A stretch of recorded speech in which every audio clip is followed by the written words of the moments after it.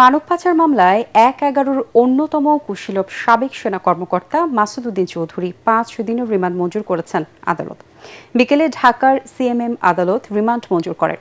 তৎকালীন সেনা কর্মকর্তা ও সাবেক এই সংসদ সদস্যদের বিরুদ্ধে মানব পাচার, মানি লন্ডারিং এবং হত্যা চেষ্টা ও হত্যাসহ ১১টি মামলা রয়েছে। এদিকে সংবাদ ব্রিফিংয়ে ডিবি প্রধান শফিকুল ইসলাম জানান, 1-11-এর সময় রাজনৈতিক নেতাদের নির্যাতনের বিষয়টি তদন্ত করা হবে। GM তসলিমের report. ২০০৭ সাল 1-11-এর অস্থির সময়ে ক্ষমতার পালাবদল, দুর্নীতি বিরোধী অভিযান আর একের পর এক জাতীয় নেতাদের গ্রেফতারের যে ধারা রচিত হয়েছিল, আজও বাংলাদেশের রাজনীতিতে তা আলোচিত ঘটনা।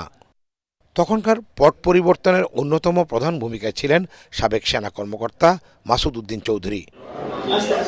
দীর্ঘ ১৯ বছর পর সোমবার গভীর রাতে রাজধানীর বারিধারা ডিওএইচএসের বাসা থেকে তাকে গ্রেফতার করে মহানগর গোয়েন্দা পুলিশ। পরে ৫ দিনের রিমান্ড চেয়ে তাকে আদালতে পাঠালে ৫ দিনের রিমান্ড মঞ্জুর করেন বিচারক। যে লোকগুলোকে তারা বিদেশে পাঠিয়েছে, সেই লোকগুলো সেখানে মানবতা জীবনযাপন করেছে, তাদেরকে অমানবিক নির্যাতন করা হয়েছে। ২৪,০০০ কোটি টাকা তারা বিভিন্নভাবে তারা গ্রহণ করে। একজন প্রাক্তন লেফটেন্যান্ট জেনারেল কখনো চাঁদা চাইতে পারেন না, চাঁদা নিতে পারেন না, প্রতারণা করতে পারেন না, যেগুলো সম্পূর্ণ মিথ্যা এবং ভিত্তিহীন।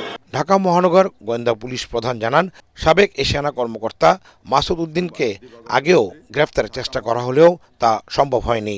গ্রেপ্তারকৃত মাসুদ উদ্দিন চৌধুরীর বিরুদ্ধে ফেনী জেলায় ৬টি, ঢাকা মেট্রোপলিটন এলাকায় ৫টি, মোট ১১টি মামলার তথ্য এ পর্যন্ত আমরা পেয়েছি।